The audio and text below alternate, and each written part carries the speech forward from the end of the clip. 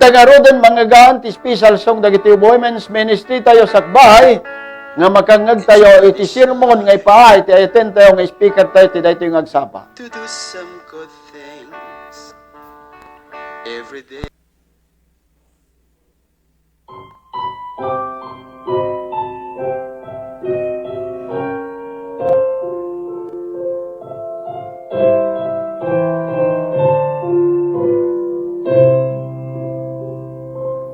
I would love to tell you what I think of Jesus, since I found in Him a friend so strong and true.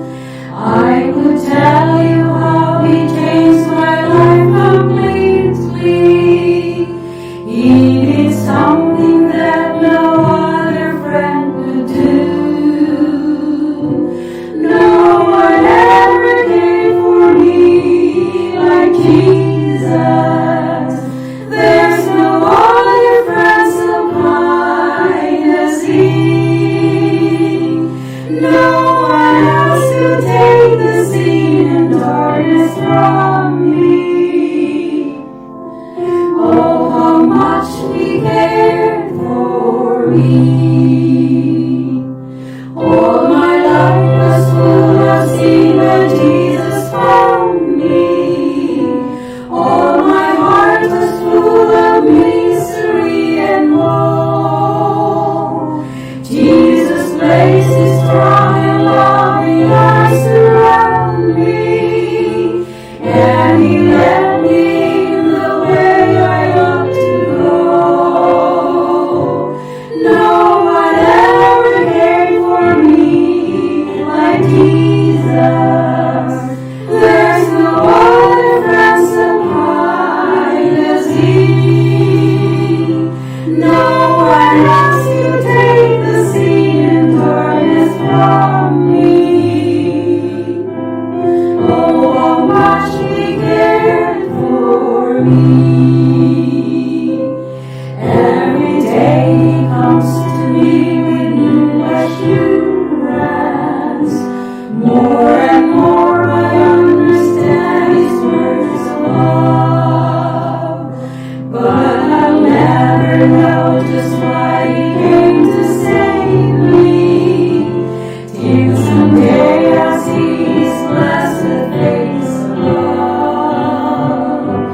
No one ever cared for me like Jesus. There's no other friend so kind as He. No one else could take the sin and darkness from me. Oh, how much He cared for me. No one else could take the sin and darkness from me. Oh, how much He cared for me.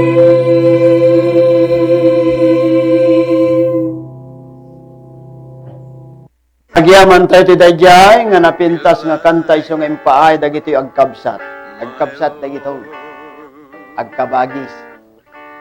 Ni Madam Niolita Perdido, asawa ni Pastor Perdido, ken ni Sister Imelda, at dada tata nga ijay Toronto, Canada kakabsat. Nabayag nga nagpupulapol kami kada Pastor Perdido ti trabaho ni Apo Dios.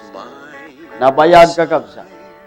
So, dagitoy nga kumakanta at nabayag nga mararamat da iti trabaho ni Apo Dios babaan ti panagkangkantada kakabsat.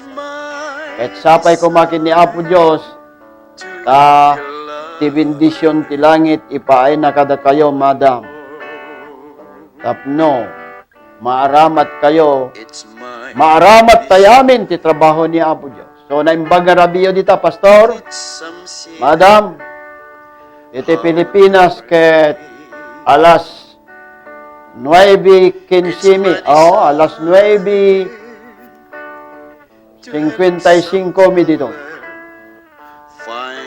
Sapay ko mata silulukat dagiti Facebook yo, YouTube yo,